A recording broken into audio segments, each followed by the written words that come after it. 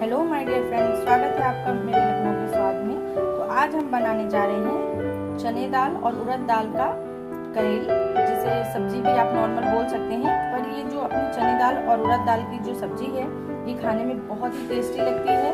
तो चलिए इसे हम बनाना स्टार्ट करते हैं। तो यहाँ पे मैंने 1 कटोरी उड़द दाल ली है, मैंने रात भर रख दिया था भिगा के। और यहाँ पे 1 कटोरी चने की दाल ली है, इसे भी मैंने रात भर भिगा के रख दिया था। तो चलिए इसे हम दरदरा पीस लेते हैं। तो ये देखिए यहाँ पे मैंने अपनी कढ़ाई रख दी है, जब तक कि अपनी कढ़ाई गर्म हो जाती है। तो ये देखिए यहाँ पे मैंने अपनी दोनों दालों को पीस लिया है। ये देखिए ये थोड़ी सी दरदरी है, थोड़ी ये देखिए इस तरीके से, ये दोनों ही ऐसी है। तो इन दोनों को हम अच्छे से फेंट लेंगे, एक ही डायरेक्शन में हम फेंटेंगे। चलिए इसे हम फेंट लेते हैं। तो यहाँ पे हम इसमें थोड़ा सा नमक डाल देते हैं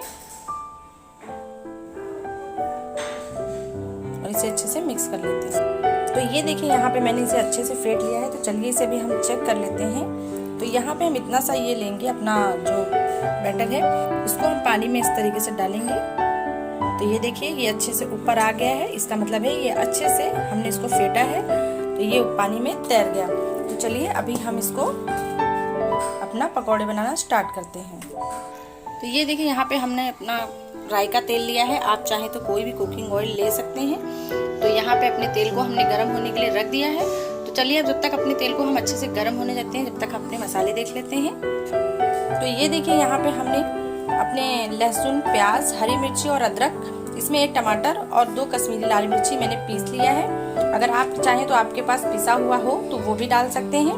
तो अभी चलिए इसमें हम डाल देते हैं 1 चम्मच हल्दी पाउडर, 1 चम्मच धनिया पाउडर, आधा चम्मच गरम मसाला। इन सबको हम अच्छे से मिक्स कर देंगे। तो यहाँ पे जो अपना तेल है वो गरम हो चुका है। तो चलिए इसमें हम अपने पकौड़ों को डालना स्टार्ट करते हैं। आप चाहें तो गोल भी बना सकते हैं, आप चाहें तो इसे फ्लैटेड भी बना सकते हैं। तो चलिए मैं आपको बना के दिखाती हूँ इस तरीके से। अगर आप चाहें तो ऐसा भी बना सकते हैं। यहाँ पे हल्का हल्का हाथों में हम पानी लगाते जाएंगे और ये अपने पकौड़ों को इस तरह से हम डालते जाएंगे। इसमें पानी लगाने से अपने जो पकौड़े हैं वो जल्दी से हाथों से फिसल जाते हैं और उनका शेप भी नहीं बिगड़ता है। तो ये देखिए यहाँ पे इस तरीके से मैंने डाल दिया है इसमें। तो इसे हमने गैस को अपनी मीडियम टू हाई ही रखा है। तो चलिए इन्हें अभी हम पकने देते हैं। तो ये देखिए ये जब पकौड़े अपने एक साइड से पक जाएंगे तो ये खुद ब खुद नीचे कढ़ाई को छोड़ देंगे। बस इन्हें हम उसी तरीके से इसको पलट लेंगे। ये देखिए, तो ये देखिए यहाँ पे हमने अपने पकौड़ों को पलट लिया है।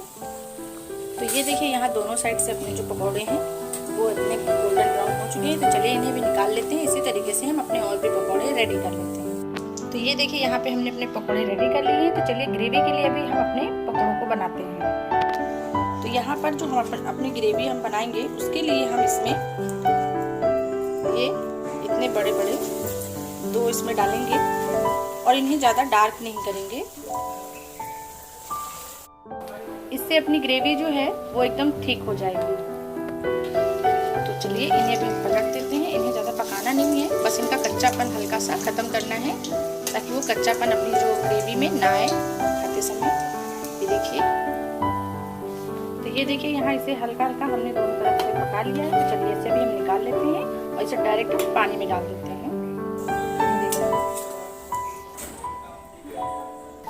तो यहाँ पर जो अपने ये बड़े वाले पकौड़े हैं उनको हम इस तरीके से कट कर लेंगे। ये देखिए जो बड़े हैं अपने छोटे हैं तो 2 टुकड़े करेंगे। ये देखिए ये वाला, और जो बड़े हैं उनके हम 3 टुकड़े कर देंगे। तो ये देखिए यहाँ पे इन सबको हमने कट कर लिया है। तो चलिए अभी अपनी ग्रेवी हम रेडी करते हैं। तो यहाँ पे जो अपना तेल बचा हुआ है, तेल अपना गर्म ही है, तो उसमें हम डाल देते हैं मेथी दाना और 2 तेज पत्ता। उनको अच्छे से चटकने देंगे। तो यहाँ पे अपने जो तेज पत्ता और मेथी है अच्छे से चटक चुके हैं। तो अभी उसमें हम डाल देते हैं अपना मसाला जो हमने पीस के रखा हुआ था, और हमने साथ में नमक भी डाल दिया है। तो ये देखिए यहाँ नमक भी हमने साथ में ही डाल दिया था। तो यहाँ पे अपने मसालों को हम अच्छे से पका लेंगे तेल में ही।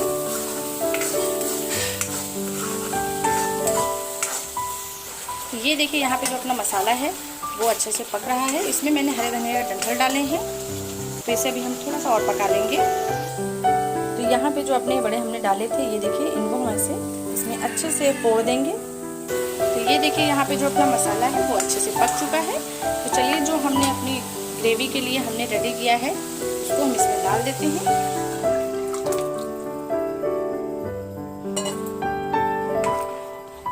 ये देखिए इसमें हम भी और थोड़ा सा पानी डालते हैं। तो ये देखिए इसमें हमने पानी डाल दिया है। ये देखिए इसे हम अच्छे से एक उबाल आने देते हैं, फिर इसमें हम अपने पकोड़े डालेंगे। तो ये देखिए जो अपनी ग्रेवी है देखने में कितनी ही यमी लग रही है। यकीन मानिए ये खाने में भी उतनी ही टेस्टी लगती है। जब हमारे घरों में कुछ सब्जी नहीं होती है या कुछ ऐसा होता है, कुछ अलग सा खाने का मन करता है, तो हम लोग ये डिश बनाते हैं। तो चलिए अभी इसमें हम अपने पकोड़े डाल देते हैं।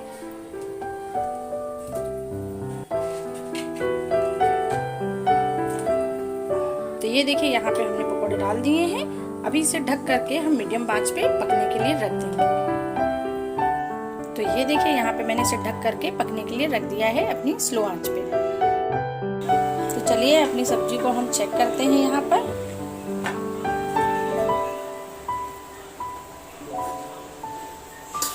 ये देखिए ये कितने अच्छे से उबल के एकदम पक रही है। अभी इसे हम 5 मिनट और पकाएंगे। ये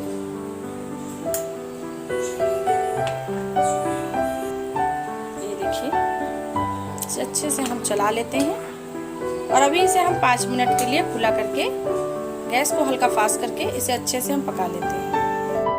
ये देखिए यहाँ पे जो अपनी ग्रेवी है वो अच्छे से रेडी हो चुकी है, अपनी सब्जी भी रेडी हो गई है। तो ये देखिए यहाँ ये कितना थिक हो चुका है।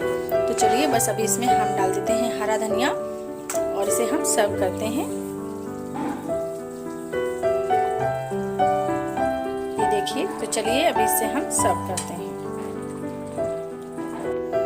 तो यहाँ पे अपने करेल की सब्जी रेडी है अपने चावलों के साथ में और अपने सलाद के साथ। तो आई होप आपको मेरी ये देसी रेसिपी ज़रूर पसंद आई होगी। अगर आपको मेरी ये रेसिपी पसंद आए तो प्लीज़ मेरे चैनल को लाइक शेयर एंड सब्सक्राइब ज़रूर करें। प्लीज़ आप लोग सब्सक्राइब ज़रूर करें ताकि मैं इसी तरीके से आपके लिए नए नए तरीके की रेसिपी लाती रहूँ। Thank you for watching my video.